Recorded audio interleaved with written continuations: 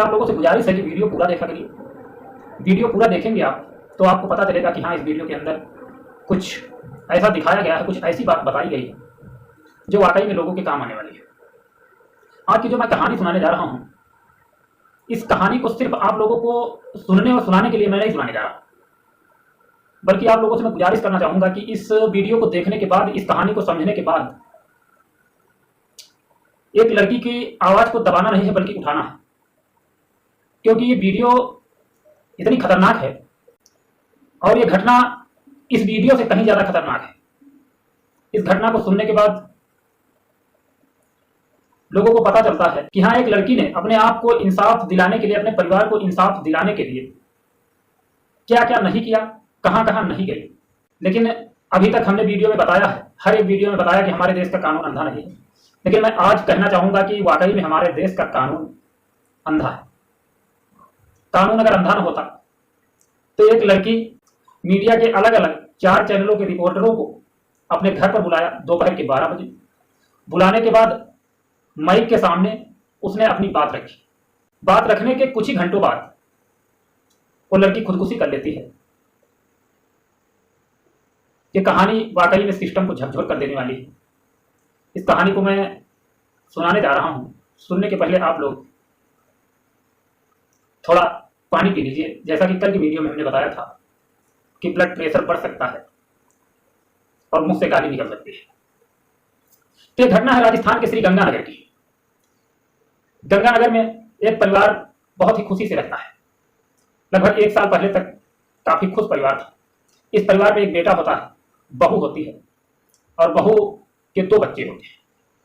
एक नारा चल रहा था हमारे देश में, बेटी बचाओ बेटी पढ़ाओ का, और इसी नारे को सुन करके लोग शायद गर्व महसूस कर रहे थे कि अब हमारे देश में बहन बेटियां सुरक्षित हैं। और इसी नारे के चलते लोगों ने एक शायद फैसला भी लिया था कि क्यों ना अपनी बहन बेटियों को अच्छे कॉलेजों में, अच्छे स्कूलों में पढ़ाया जाए। उसी के चलते इस परिवार में एक बहू होती है, उसका नाम होता है स्वाति सिंह। स्वाति अपने परिवार में जिद करती है पढ़ने के लिए। उसकी जब शादी हुई थी, उसने अपने मायके में हाई स्कूल की परीक्षा उत्तीर्ण की थी। उसके बाद से शायद उसके माँ बाप ने उसे नहीं पढ़ाया, या शायद पैसे की तंगाई थी, किसी कारणवश वो नहीं पढ़ पाई। जब मायके में आई, मायके में अपने पति से, अपने सास ससुर से उसने आवाज उठाई और कहा कि हम आगे की शिक्षा ग्रहण करना चाहते हैं, आगे की पढ़ाई करना चाहते हैं, इसलिए हमारा दाखिला कहीं किसी अच्छे स्कूल में दिला दिया जाए। तो पति भी राजी हो जाता है, सास ससुर भी राजी हो जाते हैं। अगर आप पढ़ना चाहते हैं तो कोई बात नहीं, हम आपको पढ़ाएंगे। गांव से थोड़ी दूर पर एक स्कूल होता है, उसी स्कूल में उस बहू का एडमिशन करवा दिया जाता है। स्वाति सिंह बस से स्कूल जाती है। तो गांव के पास के जो गांव होते हैं वहां के भी बहुत सारे बच्चे जाते हैं और गांव के भी बहुत सारे बच्चे जाते हैं। तो 1 साल तो पढ़ाई का काफी अच्छे से गुजरता है।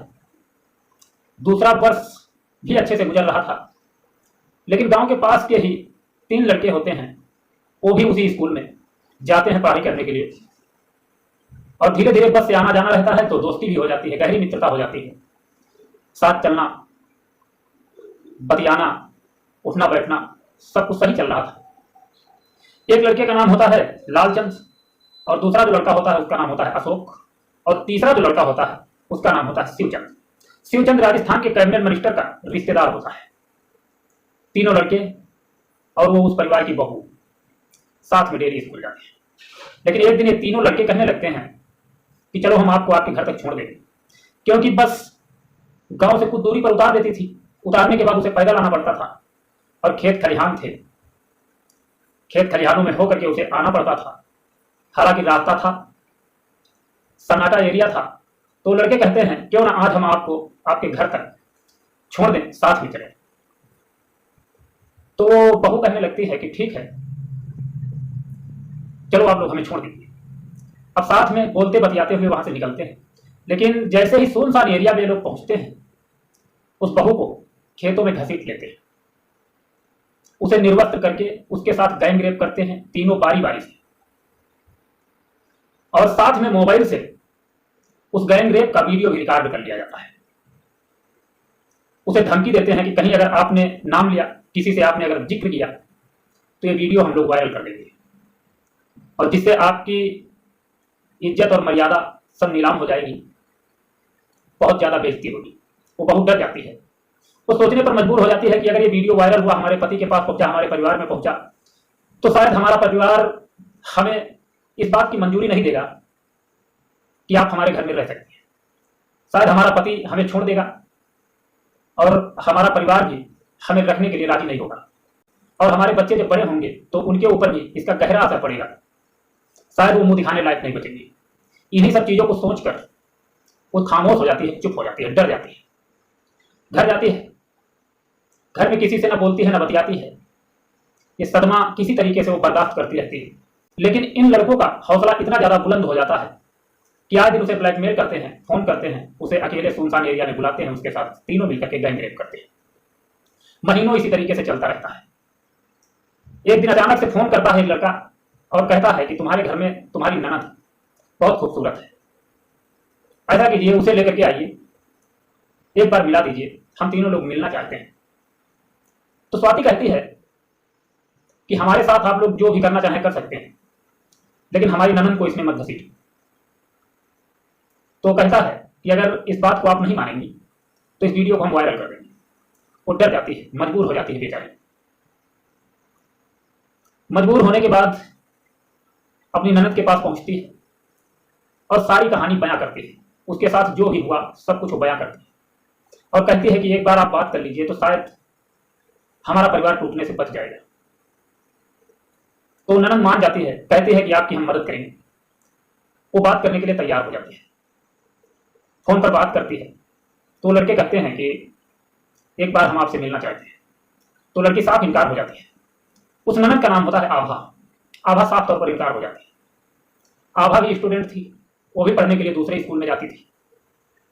एक दिन स्कूल से वापस आ रही थी, जैसे ही सुनसान एरिया में पहुंचती है, अकेली होती है। वो तीनों लड़के घात लगाकर पहले से बैठे हुए थे। तीनों आभा को खेत में खींच लेते हैं और बारी बारी से उसके साथ ही वही रवैया अपनाते हैं, उसी तरीके से गैंग रेप करते हैं। गैंग रेप करने के बाद उसे भी छोड़ देते हैं और धमकी देते हैं कि अगर कहीं नाम लिया तो तुम्हारी भाभी और तुम्हारी इज्जत हम मिट्टी में मिला देंगे। वो वीडियो हम वायरल कर देंगे और वो कहते हैं कि आपका भी वीडियो हमने रिकॉर्ड कर लिया है। बेचारी वो भी डर जाती है, घर आती है, सारी कहानी अपनी भाभी से बताती है। भाभी बहुत ज्यादा टूट जाती है।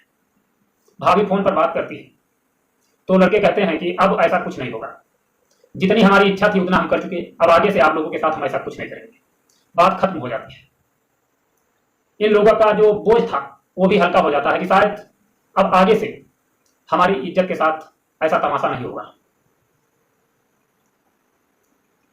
धीरे धीरे कुछ टाइम बीतता है। कुछ टाइम बीतने के साथ साथ ये लोग उन चीजों को भूलने लगते हैं। लेकिन अचानक से फिर एक दिन मार्केट जा रही थी भाभी और ननद, दोनों साथ में होती हैं।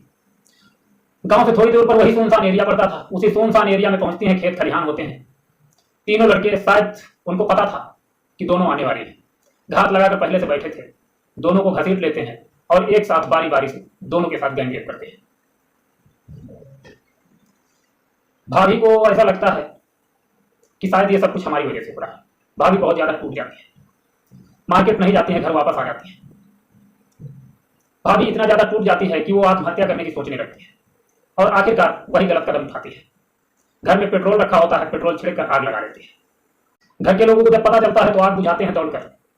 आग बुझाने के बाद उसे हॉस्पिटल ले जाते हैं। लगभग 80% वो जल चुकी थी। हॉस्पिटल पहुंचने के बाद इलाज चलता है। स्वाति के परिवार वाले जो होते हैं, उसके मायके वालों को लगता है कि शायद स्वाति के परिवार ने ऐसा कुछ किया है। बिना कुछ सोचे समझे वो पुलिस स्टेशन जाते हैं और डॉरी का केस दर्ज करवा देते हैं। पुलिस मौके पर पहुंचती है, लेकिन पुलिस किसी को गिरफ्तार नहीं करती है। गिरफ्तार इसलिए नहीं करती है क्योंकि स्वाति का स्टेटमेंट नहीं लिया गया था, उसके बयान नहीं दर्ज हुए थे।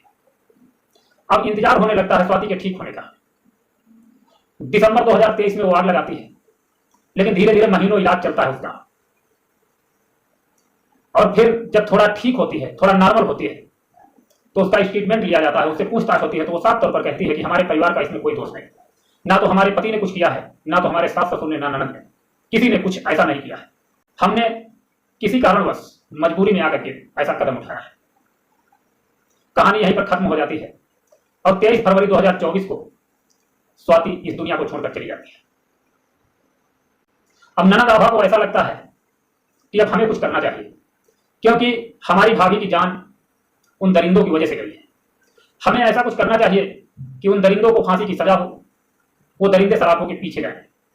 पुलिस स्टेशन पहुंचती है।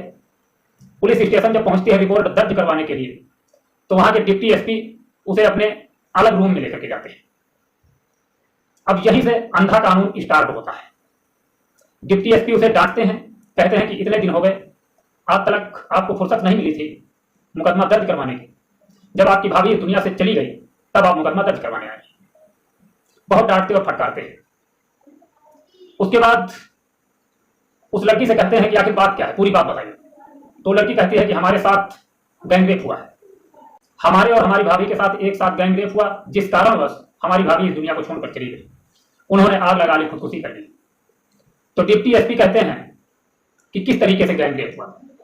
यह भी कोई पूछने का सवाल था, यह भी कोई पूछने का तरीका था। एक लड़की की आबरू के साथ खिलवाड़ हुआ, एक लड़की की आबरू के साथ तमाशा हुआ, और वहां का एसपी इस तरीके से बात कर रहा है जैसे उसको बात करने का कोई तहजीब ही नहीं। वहां का डिप्टी एसपी कहता है कि आप अपने कपड़े उतार कर बताइए कि किस तरीके से आपके साथ गैंगरेप हुआ है। वो लड़की मजबूर हो जाती है। उसने ठान लिया था कि हमें अपनी भाभी और अपने परिवार को इंसाफ दिलाना है, चाहे कुछ भी करना पड़े। उस डिप्टी एसपी के सामने वो कपड़े उतार देती है। अब वो कहता है कि बताइए किस तरीके से गैंगरेप हुआ है। वो लड़की आखिर बताए तो क्या बताए, किस तरीके से बताए। बेचारी कपड़े पहन लेती है और वहां की पुलिस कहती है कि आपको मेडिकल टेस्ट करवाना होगा और आप नाम बताइए किन किन लड़कों ने आप लोगों के साथ गैंगरेप किया है। वो नाम बताती है, 2 लड़कों का नाम बताती है। जैसे ही तीसरे लड़के का नाम आता है शिवचंद का, पुलिस खामोश हो जाती है। पुलिस कहने लगती है कि 2 लड़कों का नाम लीजिए, तीसरे का नाम मत लीजिए। वो लड़की कहती है क्यों ना नाम ले, तीनों ने एक साथ गैंगरेप किया है, तीनों बराबर के हकदार हैं, सजा के पात्र हैं, हम तीनों का नाम लेंगे। लेकिन पुलिस कहती है कि हम तीनों के खिलाफ मुकदमा नहीं दर्ज करेंगे। कहते हैं ठीक है, अगर मुकदमा दर्ज करवाना है तो आप पहले मेडिकल टेस्ट करवाइए। वो लड़की मान जाती है। कहते हैं कि कल आपको जाना होगा मेडिकल टेस्ट के लिए। मेडिकल टेस्ट के लिए एक सरकारी हॉस्पिटल उस लड़की को भेजा जाता है। अगले दिन वो सरकारी हॉस्पिटल पहुंचती है और देखिए पुलिस की बदतमीजी कि उस दिन छुट्टी थी, डॉक्टर ड्यूटी पर नहीं थे। वहां जब पहुंचती है, सुबह जाती है, शाम को वापस आ जाती है, कुछ नहीं हुआ, बिना मेडिकल टेस्ट के वापस आ जाती है। पुलिस के पास फिर पहुंचती है तो पुलिस फिर उसे डांटती फटकारती है, कहती है कि तुम्हें मेडिकल टेस्ट करवाना होगा, कल आप जाकर के मेडिकल टेस्ट करवाइए। वहां जब पहुंचती है, अगले दिन फिर डॉक्टर मिलता है, डॉक्टर बदतमीजी से पेश आता है। डॉक्टर से पुलिस बात करती है उस लड़के को बचाने के लिए। पुलिस कहती है कि हर संभव प्रयास आप कीजिए, उस लड़के को बचाना है। 2 लड़कों को चाहे जो हो जाए, चाहे उनको फांसी हो जाए, हमें कोई दिक्कत नहीं, उस तीसरे लड़के को बचाना है। डॉक्टर साहब वही करते हैं। 2 लड़कों को हिरासत में लिया जाता है, गिरफ्तार करके जेल भेज दिया जाता है, क्योंकि वो कमजोर परिवार से थे, एक आम इंसान थे, लेकिन वो मंत्री का रिश्तेदार था, इसलिए शायद उसे बचाना चाहते थे। लड़की को लगा कि अब इंसाफ मिलने वाला नहीं है। उस लड़की ने 3 अप्रैल 2024 को अपने घर पर मीडिया के 4 चैनलों को बुलाया। उसमें से आज तक चैनल का एक रिपोर्टर भी वहां पर पहुंचा था। उस लड़की ने फोन करके बुलाया था। उस लड़की ने कहा था कि आपकी मदद की जरूरत है हमें, आप अगर हमारी मदद करने के लिए आ जाएंगे तो बहुत अच्छा होगा। शायद उस रिपोर्टर के अंदर इंसानियत थी, क्योंकि बहुत बड़ा रिपोर्टर नहीं था, छोटा रिपोर्टर था। शायद आज की जो मीडिया इस तरीके के जुर्म, इस तरीके के वारदातें दिखाना नहीं पसंद करती है, अगर वो एक छोटा इंसान ना होता, एक कम पूंजी वाला इंसान ना होता, शायद वहां ना पहुंचता। शायद उसके अंदर इंसानियत बाकी थी। उस रिपोर्टर का नाम होता है हरमीत सिंह। हरमीत सिंह पहुंचते हैं। वो लड़की जो भी कहना चाहती थी माइक के सामने कहती है, सारी कहानी बयां करती है। उसके बाद तकरीबन 1 बजे के आसपास अपनी माइक समेट कर, अपने कैमरे समेट कर ये मीडिया वाले वापस चले जाते हैं। जैसे ही रात होती है, रात में सारे लोग सोने लगते हैं खाना पीना होने के बाद। ये लड़की पंखे से लटक जाती है, अपनी कलाई भी काट लेती है। शायद उसने सोच लिया था कि किसी तरीके से मैं जिंदा ना बचूं। सुबह जब होती है, सुबह सारे लोग उठ जाते हैं, सारे लोग अपने काम धंधे से लग जाते हैं। लेकिन आभा जब नहीं उठती है, आभा जब अपने रूम का दरवाजा नहीं खोलती है, तो भाई रूम का दरवाजा खोलता है और देखता है इतना मंजर खतरनाक था कि उसकी रूह कांप जाती है, चीखें निकल जाती है। पंखे से लटकी हुई आभा और उसकी कलाई से निकला हुआ ब्लड फर्श पर पूरी तरीके से फैल चुका था। मंदिर बहुत खतरनाक था। उस लड़की ने यहीं पर अपना खात्मा कर लिया, और शायद वो लड़की आजकल के लोगों से ज्यादा जागरूक थी, आजकल के लोगों से ज्यादा होशियार थी, क्योंकि उसे पता था कि जीते जी हमें इंसाफ नहीं मिलेगा, जब हम मरेंगे तभी इंसाफ मिलेगा। जैसे ही गांव के लोगों को पता चलता है, गांव में एक सन्नाटा फैल जाता है, गांव में संसारी बरसने लगती है, लोग एक दूसरे से बात नहीं कर पाते, क्योंकि सारे लोगों को पता था, उस लड़की ने पहले से पूरे गांव को बता रखा था कि 3 लड़कों ने हम लोगों के साथ गैंगरेप किया, इसलिए हमारी भाभी इस दुनिया को छोड़कर चली गई। पूरा गांव एकजुट होता है, उस लाश को उठा करके पुलिस स्टेशन पहुंचता है, वहां पर हंगामा होने लगता है। शायद पुलिस जिंदा लोगों को डराती है और मरे लोगों से खुद डरती है। यही हुआ, पुलिस खामोश हो गई, पुलिस काफी ज्यादा डर गई।